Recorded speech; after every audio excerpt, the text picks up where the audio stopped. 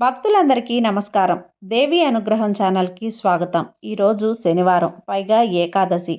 వెంకటేశ్వర స్వామి యొక్క ఎంతో పరమ పవిత్రమైన ఈ రోజున స్వామి యొక్క భక్తురాలు, పరమ భక్తురాలైనటువంటి వెంగమాంబ యొక్క కథ గురించి తెలుసుకుందాం. నేను చెప్పే ఈ కథ 300, 400 సంవత్సరాల క్రితం జరిగింది.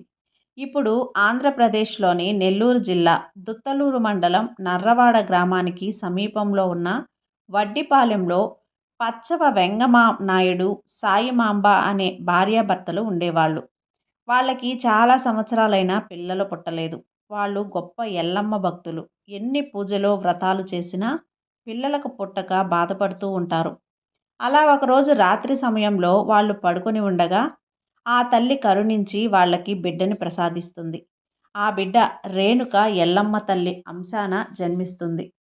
ఆ తల్లిదండ్రులు ఆనందానికి అవధులు లేవు. ఆ పాపకి పేరు వెంగమాంబ అని పెట్టారు. పాప పెరిగి పెద్దదవుతూ ఉంది. వెంగమాంబకి తుమ్మల పెద్ద వెంకమ్మ ప్రాణ స్నేహితురాలు.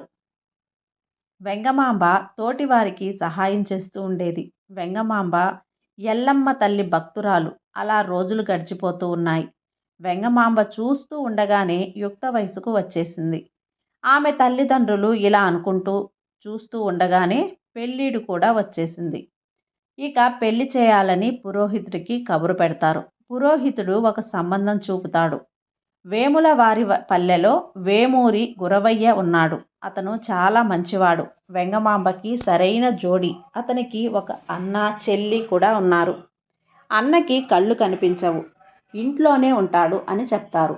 వెంగమాంబ అమ్మా నాన్న వాళ్ళు అన్నీ మాట్లాడి పెళ్లి జరిపిస్తారు. అప్పగింతలప్పుడు అన్ని జాగ్రత్తలు చెప్పి పంపిస్తారు వెంగమనాయుడు. అలాగే సాయిమాంబ గారు అత్తవారింట్లో కుడికాలు పెట్టి లోపలికి వెళ్తుంది. కాలం సాగిపోతూ ఉంటుంది. వెంగమాంబ, గురవయ్య దంపతులు అన్యోన్యంగా ఉంటారు.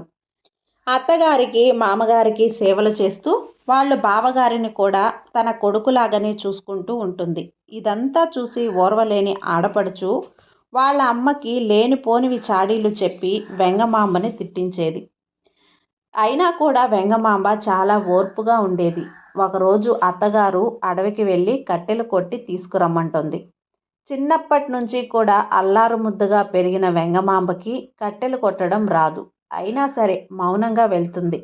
అలవాటు లేని వెంగమాంబ అడవికి వెళ్ళి కట్టెలు కొడుతుంది. అప్పుడు కాలిలో ముళ్ళు గుచ్చుకుంటుంది. ఆ బాధని ఓర్చుకుంటూ కట్టెలు కొట్టుకొని ఇంటికి వెళ్తుంది. అత్తగారు ఆలస్యమైనందుకు తిడతారు. మౌనంగా అన్నీ భరిస్తూ ఇంటి పనులన్నీ చేస్తుంది. బావగారిని జాగ్రత్తగా చూసుకుంటుంది. భర్తకి అన్నీ సమకూరుస్తుంది. భర్తకి ఏ రోజు తనని బాధ పెడుతున్నాను అని చెప్పలేదు. అన్నీ చిరునవ్వుతో భరిస్తూ వచ్చింది. ఒకరోజు బావి దగ్గర నుంచి మంచినీళ్లు కోసం వెళ్తుంది. అక్కడ తక్కువ కులం వాళ్ళని నీళ్లు తోడుకోనిచ్చేవారు కాదట. ఎవరైనా నీళ్లు పోస్తారా అని బావి దగ్గర కూర్చొని అడుగుతూ ఉండేవాళ్ళు. అయితే ఇదంతా వెంగమాంబ చూస్తుంది. వాళ్ళందరికీ నీళ్లు తోడుపోస్తుంది. వాళ్ళందరూ ఆమెకి కృతజ్ఞతలు చెప్తారు. అలా చేసి ఇంటికి వచ్చేసరికి ఆలస్యం అవుతుంది. అత్తగారు కోపంగా ఉంటారు. ఎందుకు ఇంత ఆలస్యం అయింది? ఇంట్లో పని ఎవరు చేస్తారు అని అడుగుతారు. అప్పుడు వెంగమాంబ జరిగిందంతా చెప్తుంది. అత్తగారు అంటరాని వాళ్ళకి నీళ్లు తోడిపోస్తావా అని తిడతారు. వెంగమాంబ మౌనంగా లోపలికి వెళ్ళి ఇంటి పని చేసుకుంటుంది. అప్పుడు వెంగమాంబ బావగారైనటువంటి ముసలయ్య గారు వాళ్ళ అమ్మగారితో ఇలా అంటారు. ఎందుకమ్మా ఆ తల్లిని ఇలా తిడతావు? అనరాని మాటలు అంటున్నావు అని బాధపడతారు. అప్పుడు వాళ్ళ అమ్మగారు, బావుందిరా సంబడం, గుడ్డొచ్చి పిల్లని ఎక్కిరించినట్లు ఉంది అని వాళ్ళ పెద్ద కొడుకుని తిడుతుంది. ఈరోజు నేను పోశాను. వెంగమాంబ ఇలా ఆలోచిస్తూ ప్రతిరోజు కూడా వాళ్ళకి ఎవరు పోస్తారు? వాళ్ళు ఎదురు చూడాలి. దీనికి ఒక పరిష్కారం చూడాలి అని ఆమె ఎల్లమ్మ తల్లికి పూజ చేస్తుంది. ఆహారం తినకుండా తన తల్లి కరుణించి వర్షాలు పడతాయి. చెరువులు, గుంటలు, వాగులు, వంకలు అన్నీ నిండుతాయి. పూజ అయిపోయి వెంగమాంబ కళ్ళు తెరుస్తుంది. విషయం తెలుసుకొని చాలా సంతోషిస్తుంది. గిరిజనులందరూ కూడా ఇదంతా వెంగమాంబ దయ వల్ల వర్షాలు కురిశాయి అని చాలా సంతోషిస్తారు. వాళ్ళందరూ కలిసి ఆ తల్లికి ఒక పసుపు రంగు చీర తయారు చేసి ఇవ్వాలి అనుకుంటారు. అలాగే చేసి ఒక మంచి రోజు చూసి వెంగమాంబ వాళ్ళ ఇంటికి వచ్చి పసుపు, కుంకుమ, చీర అన్నీ పెడతారు. వెంగమామ చాలా సంతోషిస్తుంది. ఆ చీరను తీసుకెళ్ళి వెంగమాంబ దేవుడి గదిలో పెడుతుంది. ఆ చీరని పూజ గదిలో చూడటం, పెట్టటం అత్తగారు చూస్తారు. అలా కొన్ని రోజుల తర్వాత వెంగమాంబ, ఆమె స్నేహితురాలు ఆవుల కోసం గడ్డికి వెళ్తారు. అప్పట్లో గజదొంగల బెడద ఉండేది. వాళ్ళు స్త్రీల మాన ప్రాణాలను దోచుకునేవారు. ఆడవారు ఒంటరిగా ఉంటే చాలు వాళ్ళని దాడి చేసేవారు. వెంగమాంబ, ఆమె స్నేహితురాలు మాట్లాడుకుంటూ గడ్డి కోస్తున్నారు.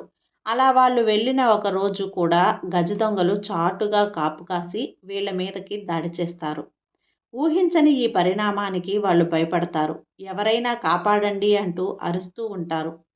ఈ అరుపులు దూరంగా ఉన్నటువంటి దొడ్డకొండ మీద ఆవులు కాస్తున్న గురవయ్య గారు వింటారు. ఎవరో ఆపదలో ఉన్నారు అని పరుగు పరుగున అక్కడికి వస్తాడు. అక్కడ గజదొంగలను చూసి ధైర్యశాలి అయినటువంటి గురవయ్య గారు వాళ్ళందరినీ మట్టు పెడతారు. అయితే గురవయ్య గారు అలా కొట్టడం చూసి ఒక దొంగ చెట్టు చాటున నక్కి ఉంటాడు. అవకాశం చూస్తున్న ఆ దొంగ ఒక్కసారిగా గురవయ్య గారి పైన గొడ్డలితో గుండెలపైన దాడి చేస్తాడు. ఆ హఠాత్ పరిణామాన్ని ఊహించని గురవయ్య గారు ఒక్కసారిగా తూలి పడిపోతాడు.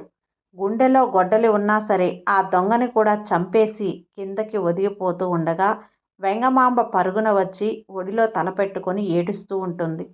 ఇదంతా చూసిన వెంగమాంబ స్నేహితురాలు అయినటువంటి పెదవెంగమాంబ పరుగున ఊరిలోకి వెళ్ళి అందరినీ పిలుచుకొని వస్తుంది. మగవాళ్ళు గురవయ్య గారిని తీసుకొని వెళ్ళి ఇంట్లో పడుకోబెడతారు. వైద్యులకి కబురు పెట్టి గురవయ్య గారిని చూస్తారు. ఆయన కట్టు కట్టి 3 రోజులు గడిస్తే కానీ ఏ విషయం చెప్పలేం అని కొన్ని ఔషధాలు ఇస్తారు. విషయం తెలిసి వెంగమాంబ అమ్మా నాన్న వస్తారు. వాళ్ళు కూడా కూతురి పరిస్థితి చూసి కన్నీరు మున్నీరుగా విలపిస్తారు. ఔషధాలను వెంగమాంబ 3 పూటలా వేస్తూ కట్టు మారుస్తూ భర్తని కంటికి రెప్పలా చూసుకుంటూ ఉంటుంది. ఆ రేణుక ఎల్లమ్మని పూజిస్తూ ఉంటుంది. అయితే 3 రోజులు గడిచినా సరే ఎలాంటి కదలిక లేకపోవటంతో వెంగమాంబ పూజా మందిరంకి వెళ్ళి ధ్యానంలోకి వెళ్ళి ఎల్లమ్మ తల్లిని స్మరిస్తుంది. అప్పుడు ఎల్లమ్మ తల్లి ఇలా చెప్తుంది, నీ తనువు చాలించాల్సిన సమయం అయింది అని. వెంగమాంబ కన్నులు తెరిచి ఒక నిర్ణయానికి వచ్చి పూజా మందిరం నుండి బయటకు వచ్చి అత్తమామలతో అమ్మా నాన్నలతో నేను ముత్తైదువుగా తనువు చాలించాలి అనుకుంటున్నా, అగ్నిగుండ ప్రవేశం చేస్తాను అని చెప్తుంది. అందరూ ఆ మాటకి వద్దు అని ఏడుస్తారు. అయినా సరే వెంగమాంబ వినదు. అప్పుడు వాళ్ళ అత్తమామల గారు ఆడబడుచు వాళ్ళని క్షమించమని కోరుతారు. వెంగమాంబ చిరునవ్వు నవ్వుతుంది. అగ్నిగుండ ప్రవేశానికి కావలసిన గంధపు చెక్కలు అన్నీ చెప్తుంది. ఆ తర్వాత పూజా మందిరానికి వెళ్ళి గిరిజనులు ఇచ్చినటువంటి చీర కట్టుకొని మొహానికి పసుపు రాసుకొని కుంకుమ పెట్టుకొని చేతిలో గంధపు గిన్నె, ఒక చేతిలో త్రిశూలం పట్టుకొని బయటకు వస్తుంది. భర్త చుట్టూ 3 ప్రదక్షిణలు చేసి కాళ్ళకి నమస్కరిస్తుంది. ఆ తర్వాత అగ్నిగుండ ప్రవేశానికి బయలుదేరుతుంది. ప్రజలందరూ వెంగమాంబ నడుస్తున్నప్పుడు కాళ్ళ కింద చీరలు పరుచుకుంటూ పూలను చల్లుతూ వస్తారు. ఈ విషయాన్ని ఆలస్యంగా తెలుసుకున్న వెంగమాంబ స్నేహితురాలు పరుగు పరుగున అక్కడికి బయలుదేరుతుంది. అందరూ అగ్నిగుండం దగ్గరికి వస్తారు. ముందుగా చెప్పి ఉండటం వల్ల అగ్నిగుండం సిద్ధంగా ఉంటుంది. ఆ గుంపులో నుండి వెంగమాంబ బావగారు అయినటువంటి ముసలయ్య గారు కళ్ళు కనిపించక వెంగమాంబ పవిట చెంగు పట్టుకుంటాడు. అప్పుడు వెంగమాంబకి కోపం వస్తుంది. ముసలయ్య గారు, క్షమించు తల్లి, నీ బిడ్డని ఒంటరివాడిని చేసి వెళ్ళిపోతావా అని విలపిస్తాడు. వెంగమాంబ అంతటా శాంతించి, బావగారు, మీరు ఒకసారి ఆ మహాశివుణ్ణి తలుచుకొని కన్నులు మూసి కన్నులు తెరవండి, మీకు కంటి చూపు వస్తుంది అని చెప్తుంది. అప్పుడు ముసలయ్య గారు, వద్దు తల్లి, ఈ ఘోరాన్ని చూడడానికి నాకు కంటి చూపు వద్దు అని చెప్తారు. అంతలో వెంగమాంబ స్నేహితురాలు వస్తుంది. ఆమె కూడా చాలా బాధపడుతుంది. వెంగమాంబ స్నేహితురాలని ఓదారుస్తుంది. అందరినీ ఒక్కసారి చూసి అగ్నిగుండ ప్రవేశం చేసి 3 రోజుల తర్వాత వచ్చి చూస్తే నా పసుపు, కుంకుమ, మెట్టెలు, మంగళసూత్రం, పవిట చెంగు ఉంటాయి అని చెప్తుంది. ఆ తర్వాత అందరికీ వీడ్కోలు పలికి అగ్నిగుండ ప్రవేశం చేస్తుంది. అందరూ చూస్తూ ఉండగానే వెంగమాంబ అగ్నిగుండ ప్రవేశం గావిస్తుంది. ఆ తర్వాత అందరూ తల్లిని కోల్పోయిన బిడ్డ వలె ఏడుస్తూ వెళ్ళిపోతారు. ఆ తర్వాత వెంగమాంబ చెప్పినట్లుగా 3 రోజుల తర్వాత వచ్చి అక్కడ చూడగా వెంగమాంబ చెప్పినట్లు అన్నీ ఉంటాయి. పవిట చెంగు ముసలయ్య గారు పట్టుకుంటారు కనుక అందుకు అని అర్థమవుతుంది అందరికీ. గురవయ్య గారు వెంగమాంబ అగ్నిగుండ ప్రవేశం చేశాక కాలం చేస్తారు. అప్పుడే ఆకాశంలో నుండి అశరీరవాణి వినిపిస్తుంది. నేను ఇక్కడే సతీ సమేతంగా కొలువై ఉంటాను. భక్తుల కోర్కెలు తీరుస్తూ నన్ను కొలిచిన వారికి కొంగు బంగారమై ఉంటాను అని చెప్తుంది. ఇక పెద్ద వెంగమాంబ ఆమె భర్త శివైక్యం చెందాక వాళ్ళు కూడా నాతోటి పూజలందుకుంటారు. మా బావగారు అయినటువంటి ముసలయ్య గారు కూడా శివైక్యం చెందాక పూజలందుకుంటారు అని చెప్తుంది. అలా ప్రజలందరూ అక్కడ చిన్న గుడిలాగా కట్టి పూజలు చేసేవారు. ప్రతి ఏటా జ్యేష్ఠ మాసంలో పౌర్ణమి తర్వాత వచ్చే మొదటి ఆదివారం మొదలు గురువారం వరకు తిరునాళ్ళు జరుగుతాయి. వడ్డిపాలెంలో అమ్మవారి పుట్టినిల్లు ఉంటుంది మరియు వేమురవారిపల్లెలో అమ్మవారి మెట్టినిల్లు ఉంటుంది. ప్రస్తుతం నిలువు జరుగుతుంది. పిల్లలు లేనివారు ఈరోజు వరపడతారు. ఆ తల్లి కలలో కనిపించి పిల్లల్ని ప్రసాదిస్తుంది. ఇంకా పసుపు దంచు కార్యక్రమం ఉంటుంది. గ్రామోత్సవం ఉంటుంది. నర్రవాడ చుట్టుపక్కల ఊరేగింపు ఉంటుంది. మంగళవారం రోజు వడ్డెపాలెం మరియు వేమూరి వారి పల్లెలో మాత్రమే ఊరేగింపు ఉంటుంది. ఊరేగింపుకి ముందు అమ్మవారిని పులకాపనం చేస్తారు. వడ్డెపాలెంలో తక్కెల బావి దగ్గర చేస్తారు. అమ్మవారి పుట్టినింటి నుంచి పసుపు కుంకుమ ముత్తైదువులు చిన్న పిల్లలు అందరూ కలిసి తీసుకెళ్తారు అలంకరించిన ఒక లారీలో. ఇంకా ఈరోజు అమ్మవారికి కళ్యాణం కూడా జరుగుతుంది. ఈరోజు బండ్లు పొంగళ్ళు మరియు ఎడ్ల పందాలు జరుగుతాయి. ప్రస్తుతం అమ్మవారి గుడి చాలా అభివృద్ధి చెంది ఉంది. ప్రస్తుతం ఉన్న చైర్మన్ గారు అభివృద్ధి చేశారు. ప్రతిరోజు కూడా అన్నదాన కార్యక్రమం ఉంటుంది. జాతర అయిపోయిన తర్వాత నెల పొంగళ్ళు ఉంటాయి. వడ్డిపాలెం ప్రజలందరికీ కూడా 15 రోజులు ఎలా అంటే ఒక పగలు ఒక రాత్రి లెక్క పెడతారు. అందరికీ 16 రోజుల పాటు పండుగ ఉంటుంది. అప్పుడు కూడా భక్తులు తండోపతండాలుగా వస్తారు. జాతర సమయంలో భక్తులు లక్షల్లో వస్తారు. ప్రతి ఏటా భక్తుల పూజలు అందుకుంటూ కొలిచిన వారికి కొంగు బంగారమై ఉంటుంది ఆ తల్లి. అమ్మ దయ ఉంటే అన్నీ ఉన్నట్లే. ఇదంతా ఇటు ఉంటే అమ్మవారు శ్రీవారికి అంటే శ్రీహరికి శ్రీ వెంకటేశ్వర స్వామికి పరమ భక్తురాలు. ఆమెకు సంబంధించిన కథ కూడా తిరుమల వైభవంలో ఉంది. అది ఇంకొక వీడియోలో మీతో షేర్ చేస్తాను.